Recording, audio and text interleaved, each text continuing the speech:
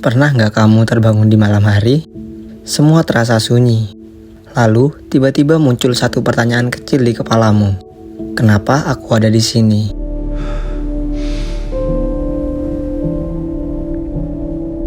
Pertanyaan itu mungkin terasa sederhana, tapi sebenarnya itu adalah pertanyaan yang sama, yang sudah ditanyakan manusia selama ribuan tahun.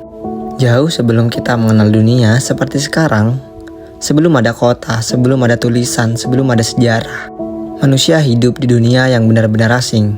Tidak ada penjelasan, tidak ada kepastian, tidak ada yang bisa menjawab kenapa. Bayangkan kamu berdiri di tengah malam yang gelap, langit luas tanpa batas, angin berhembus pelan, lalu tiba-tiba petir menyambar. Kamu terkejut, jantungmu berdegup kencang. Tapi yang lebih menakutkan bukan suara petir itu sendiri, melainkan fakta bahwa kamu tidak mengerti apapun tentangnya. Ketika hujan turun, kamu tidak tahu dari mana asalnya. Ketika matahari terbit, kamu tidak tahu kenapa itu selalu terjadi. Dan ketika seseorang yang kamu kenal tiba-tiba tidak bangun lagi, kamu tidak punya kata untuk menjelaskan kematian. Di titik inilah manusia pertama kali menghadapi sesuatu yang paling menakutkan, ketidaktahuan. Dan manusia tidak pernah benar-benar nyaman dengan ketidaktahuan. Karena itu, mereka mulai menciptakan sesuatu. Bukan alat, bukan teknologi, tapi makna. Mereka mulai bercerita tentang roh yang tinggal di hutan, tentang dewa yang mengendalikan langit, tentang kekuatan tak terlihat yang menentukan hidup dan mati. Cerita-cerita itu mungkin terdengar sederhana bagi kita sekarang. Tapi saat itu, cerita adalah satu-satunya cara untuk bertahan. Karena dengan cerita, dunia yang kacau mulai terasa masuk akal. Dan dari situlah lahir sesuatu yang kita kenal hari ini sebagai mitos. Namun, manusia tidak berhenti di sana. Ada sesuatu di dalam diri manusia yang terus mendorongnya untuk melangkah lebih jauh.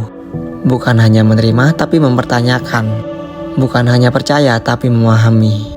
Dan di suatu tempat di sebuah kota kecil bernama Athena, sekitar 2400 tahun yang lalu, lahirlah sebuah perubahan besar dalam cara manusia berpikir. Di kota itu hiduplah seorang pria yang aneh. Ia tidak kaya, ia tidak tampan, dan ia tidak memiliki kekuasaan. Tapi ia memiliki sesuatu yang jauh lebih berbahaya.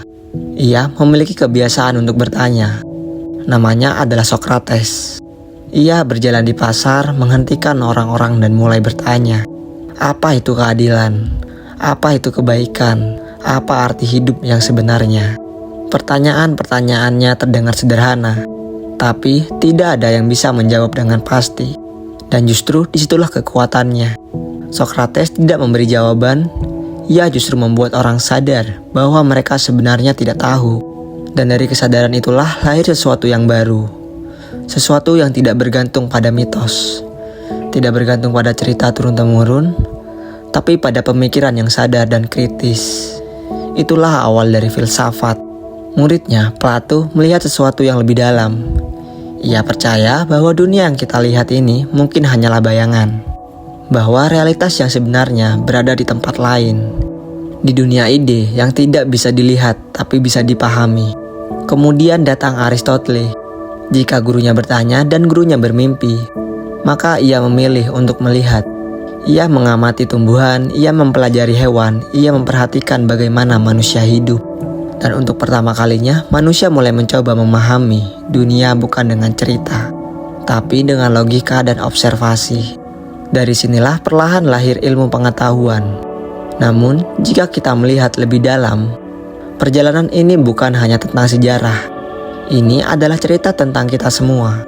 Karena sampai hari ini kita masih seperti manusia ribuan tahun yang lalu. Kita masih takut pada hal yang tidak kita mengerti. Kita masih mencari makna di tengah ketidakpastian. Kita masih bertanya tentang hidup, tentang tujuan, tentang diri kita sendiri. Mungkin bentuknya saja yang berbeda. Dulu manusia bertanya tentang petir dan hujan. Sekarang kita bertanya tentang masa depan, tentang kebahagiaan, tentang arti sukses. Kita ingin mengerti, dan mungkin itulah hal paling manusiawi dari diri kita.